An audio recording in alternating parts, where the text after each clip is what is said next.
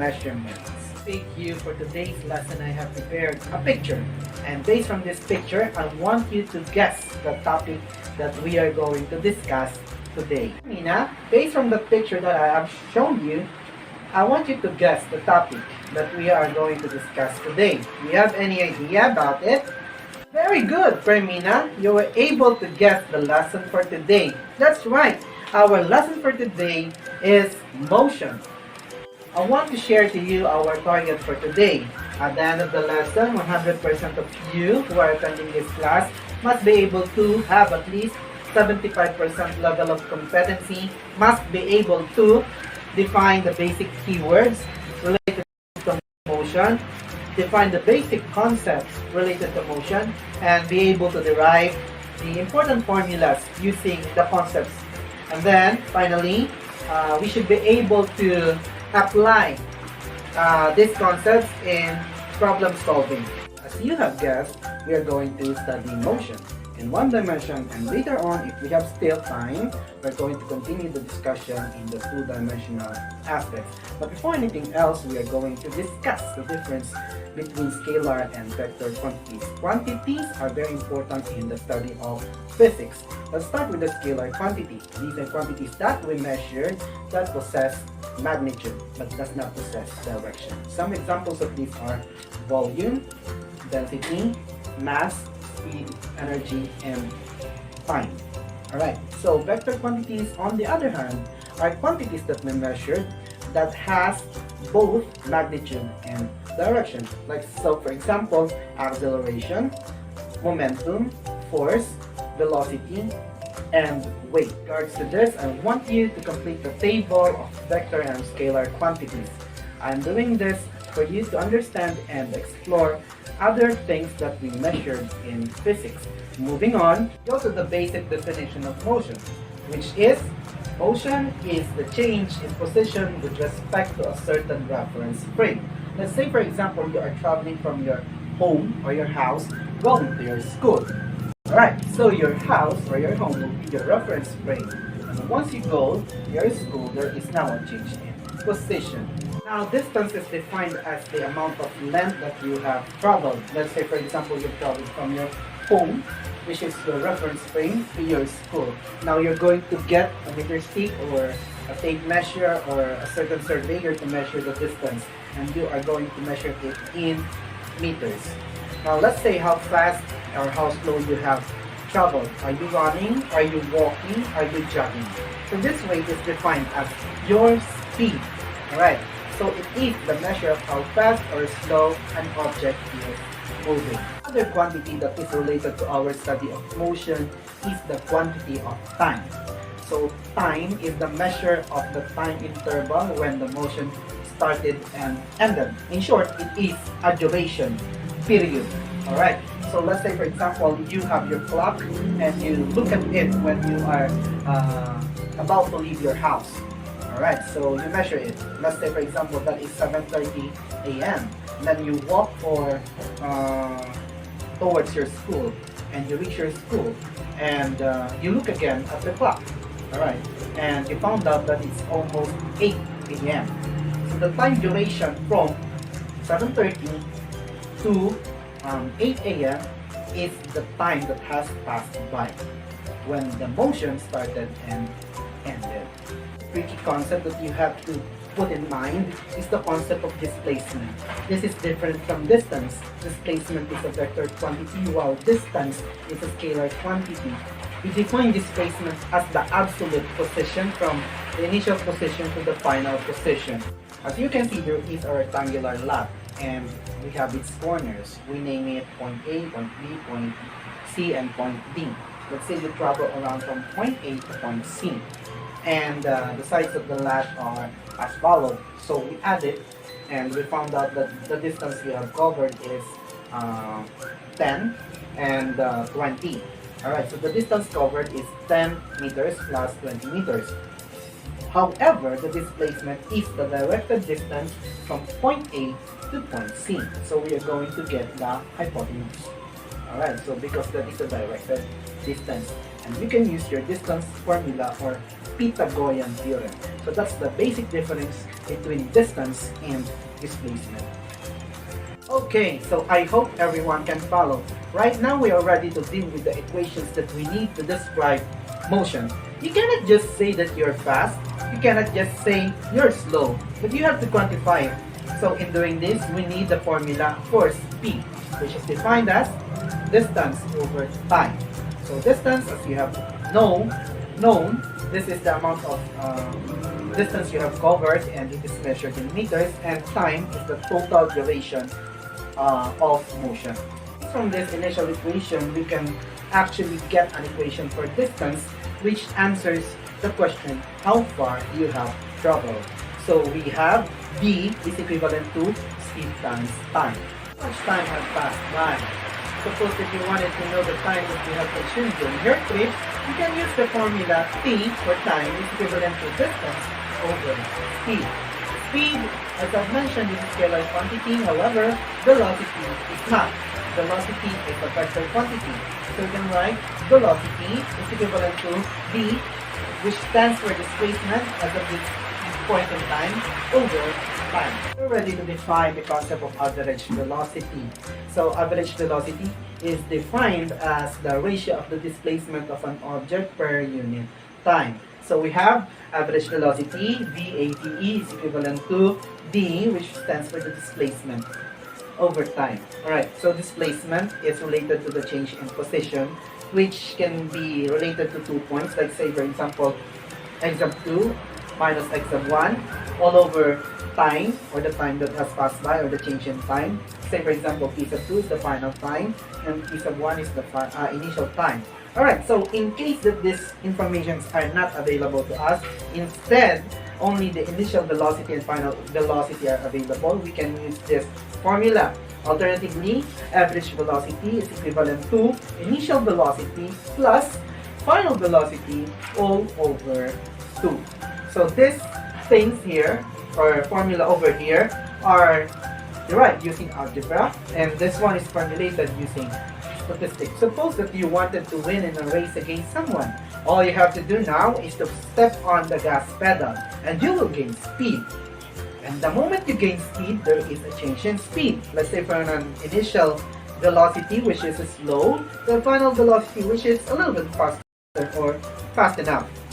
And now we can define acceleration as the change in velocity per unit time.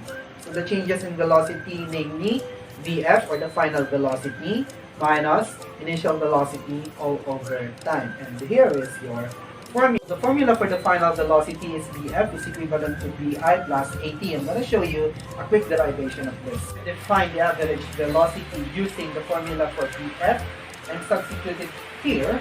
And we will get average velocity now is equal to 2Vi over 2. Then later on we will cancel 2 plus A times T all over 2A. So we go ahead and simplify the formula that we have just derived. And once we do that, we will get, and then we can substitute the concept for average velocity as displacement over time, and we equate it to the formula. Alright, so we cross multiply 5 to the other side, and we will get D, or displacement, is equivalent to VIT plus A times T to the power of 2 all over 2. You can actually use the formula D is equivalent to x of 2 minus x of 1 and substitute it right here. Alright, so we can get the final distance, and we can regard it as x of 2.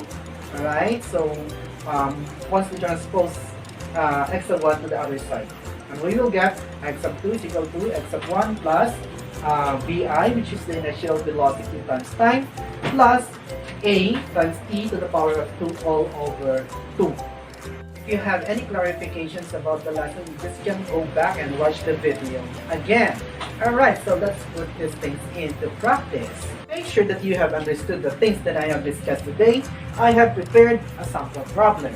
Pay attention because later on you will be solving physics problems on your own. So for this point, at this point, this will serve as our practice. Pay attention and try to understand as I read the problem.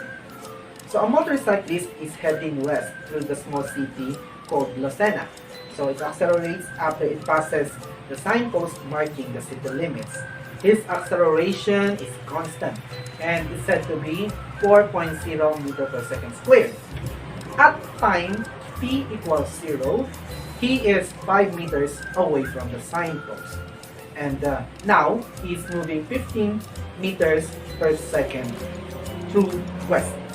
So your task, or our task, is to find the position and velocity of the motorcyclist at time where t is equal to 2 seconds.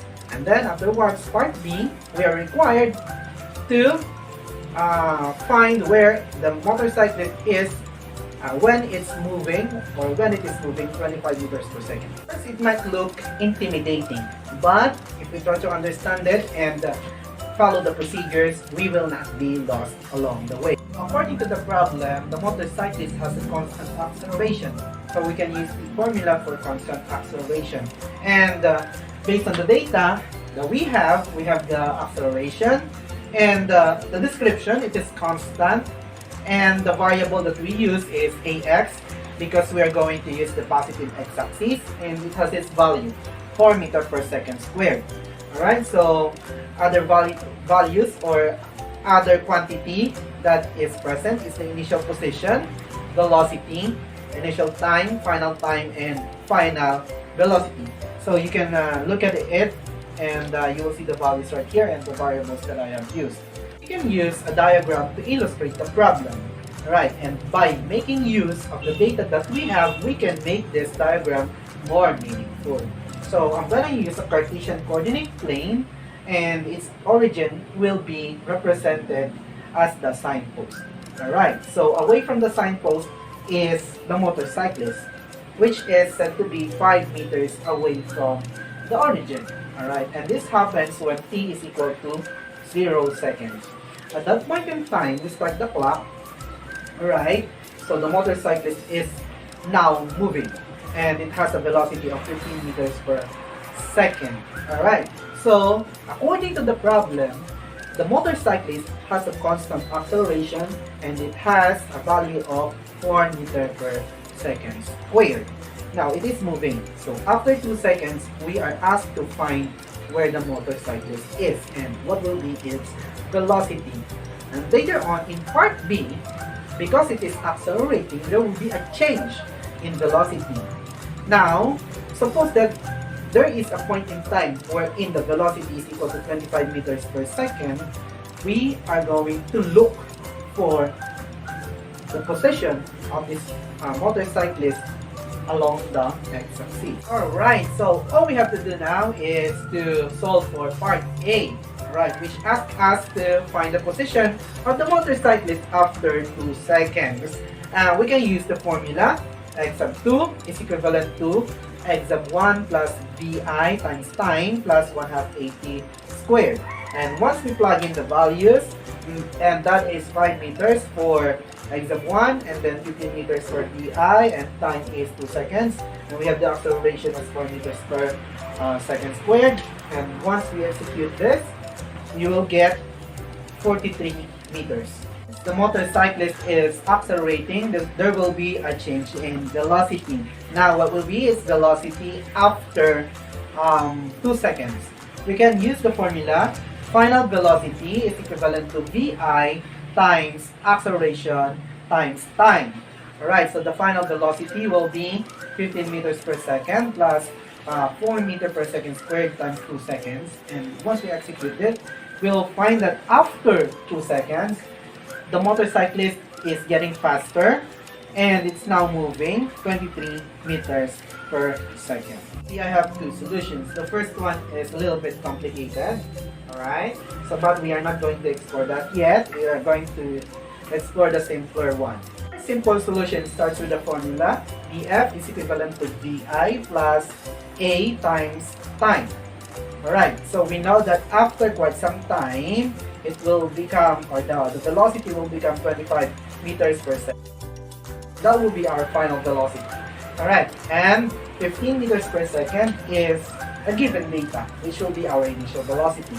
We already know that the acceleration is constant, it's not changing. Alright, so, and that's 4 meters per second. squared. Alright, so we can derive for time. Alright, so transposing this to the other side, we'll get 25 meters per second minus 15 meters per second, and dividing both sides by 4 meters per second squared will give us the value of time, which is 2.5 seconds. So after 2.5 seconds, the velocity of this motorcyclist will be 25 meters per second. But we know the time, we just have to plug it in our formula, which we have used earlier, which is x of 2 is equivalent to x of 1 plus vi times time plus 1/2 at squared. Alright, so by plugging the formula or the values, we have x of 2 is equivalent to 5 meters per x of 1, and then vi is 15 meters per second, and then time is 2.5 seconds, and then acceleration is 4.0 meters per second squared, and then following this formula, we will get 52 meters, or 55 meters rather. So 55 meters is the distance from the origin after 2.5 seconds. Okay, so we have found out that the motorcyclist is 43 meters away from the origin at time equals 2 seconds. So at that point in time, the motorcyclist is moving with a velocity of 23 meters per second. We are also asked about the position of the motorcyclist when it is moving 25 meters per second. And we have found out that when it is moving 25 meters per second, it is at 55 meters away from the origin. Okay, lastly, finally, we have to evaluate whether this result makes any sense. Alright, so sort of a reality check. Okay, so according to our results in part A, the motorcyclist accelerates from 15 meters per second, which is our initial velocity, and we convert it to kilometers per hour. We will find out that it is 54 kilometers per hour. And then it accelerates to 23 kilometers per hour after 23 seconds. We convert it again to kilometers per hour, and we'll find out that it's 83 kilometers per hour. And from 54 became 83. That means our motorcyclist gains much speed. Alright, so it becomes faster. Alright, so that's not all. Alright, so after 0.5 seconds, it accelerates again to 25 meters per second. And that's 90 kilometers per hour. Alright, so imagine after just 2.5 seconds, you were able to hit a velocity of 90 kilometers per hour. That is only possible if and only if you have a good bike, like Ducati, and then those top quality bikes, alright, high-end bikes, which cost around 700,000 to $1 million. Alright, so I hope I have a kind of bike like that. Alright, so I hope that you were able to enjoy the lessons that I have prepared for today. The time is now running low, and I have to say goodbye. Alright, so but I'm gonna be sending you a link of the sample process that you have to work on, and you're going to submit it tomorrow. Alright, goodbye class, see you tomorrow.